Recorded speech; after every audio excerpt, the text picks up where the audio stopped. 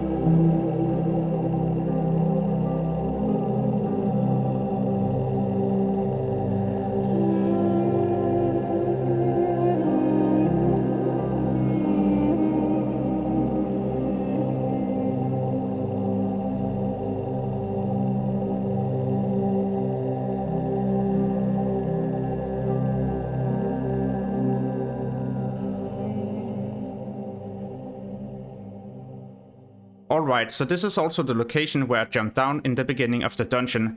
And like I mentioned, these creatures were going to respawn. When you have taken care of these, you're also ready to reset the dungeon and go again. You could of course just continue with the dungeon, but in my opinion it feels like I make way more gold if I just reset at this point. I usually spend 14 minutes clearing the dungeon, and then I need to spend 1 minute to reset. So a total of 15 minutes. This also allows me to do 4 runs of Scholomance every single hour.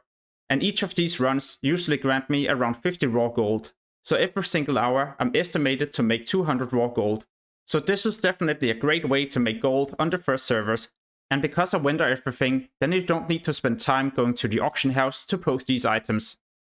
If you're mainly interested in gold making, then I highly recommend you to check out my gold guide that you can find in the description below the video, or maybe even some of my other gold making videos on my channel. As always, thank you so much for watching and have an amazing day. Peace!